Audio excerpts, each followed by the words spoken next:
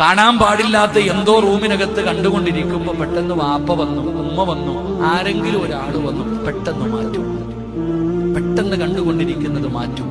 എന്തുകൊണ്ട് ഞാൻ ചിന്തിക്കുന്നത്, നമ്മൾ ചിന്തിക്കേണ്ട ഒരു കാര്യം, നിന്റെ വീടിന്റെ റൂമിനകത്തേക്ക് അല്ലെങ്കിൽ നിന്റെ വീട്ടിലേക്ക് ഒരാൾ കയറി വന്നപ്പോ നീ കണ്ടുകൊണ്ടിരുന്ന ഒരു തെറ്റു പേടിച്ച് നീ മാറ്റി.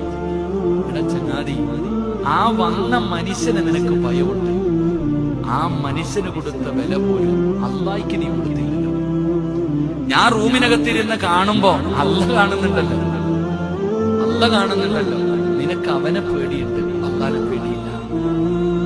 അതുകൊണ്ട് ദുആ ചെയ്യുമ്പോ അള്ളാനോട് പറയണം, പടച്ചവനെ നീ കാണുമെന്നറിയാം, എന്നിട്ട് ചെയ്തത് പേടിയില്ലാഞ്ഞിട്ടല്ല, പറ്റിപ്പോയ എന്റെ കയ്യിൽ വന്ന പിഴവാക എനിക്ക് പുറത്തുതാ എന്ന് ആത്മാർത്ഥമായി അള്ളാഹുവിനോട് തൗബ ചെയ്ത് മടങ്ങണം. അള്ളാഹു നമുക്ക് ഭാഗ്യം തരുമാറാകട്ടെ.